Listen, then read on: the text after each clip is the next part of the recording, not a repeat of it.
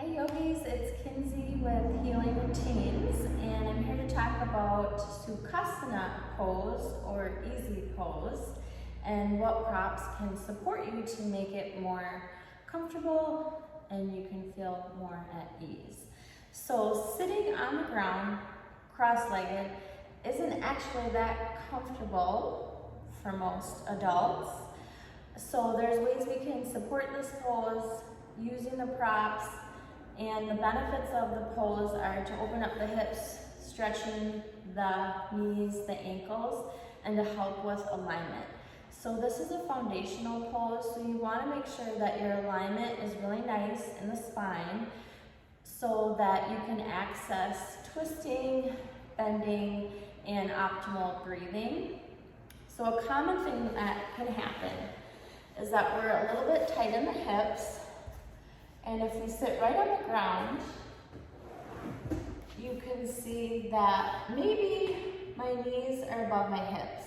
And what can happen is we start to sink. So I'm rounding in the low backs. I'm trying to stay upright, but my knees and my hip flexibility just isn't allowing me to do that. So a way to remedy this is to sit up higher on a prop. So we can use blocks, a blanket, or a foam bolster. So if all you have is a block, you can place that flat side down, and now you can see my hips are more aligned with my knees, and that allows me to have a nice upright posture. So you want a natural curve of the low back. You want to avoid rounding like this, and from here I can move more fully, and I can access my full diaphragmatic breath.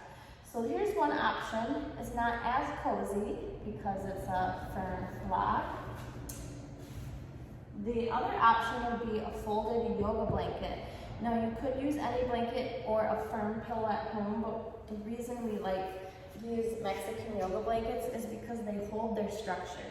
So if you think about the bottom of your hips or your sits bones on the ground, if you have an uneven surface, you're not supporting that alignment, especially if you're gonna sit in that pose for a while you're grounding or meditating or hanging out.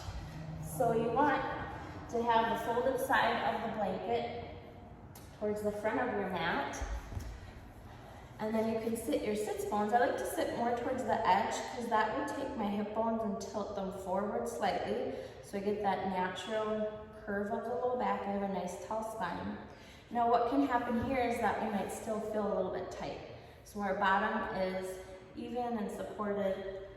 Another option is if you have pillows or other blankets or two blocks, is just to meet your knees. You know, if they're up here, just meet them where they're at. And then you can focus more on alignment versus the flexibility in the hips. So that's another way to do that.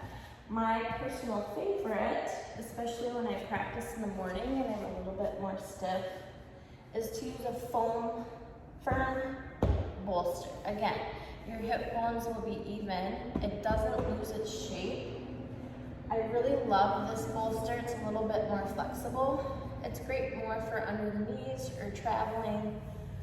But essentially, if you're doing a seated practice, you want more of the firm bolster. And you can see from the side, if I come more towards the edge of the mat, my hip bones rock forward, that my knees are lower than my hips now, and that allows my spine to be straight. So a couple of variations of this pose. Just a beginner pose would be with the legs crossed. Again, you can support the knees here. This is Sukhasana, or easy pose. So again, it helps to ground your body and your energy, create that alignment for the beginning of your practice. It's also where we do seated meditation. So the point of doing our asana practice in some lineages of yoga is actually to loosen up the body so that we can sit comfortably so that the mind is not distracted by the body's sensations, and then we can fully release the mind and meditate and be in the present moment. So cross-legged is a great place to start. I suggest switching it up every once in a while.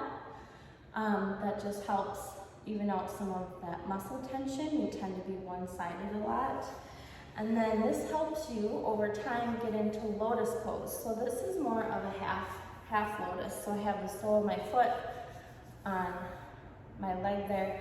My hip bones are tilted forward slightly. I have a nice tall alignment. Eventually, you can bring the foot into the crease of the knee. And then if your legs are long enough or you have the flexibility, which is not quite there, I would bring this foot up to this side. So again, we just do what's accessible for our body.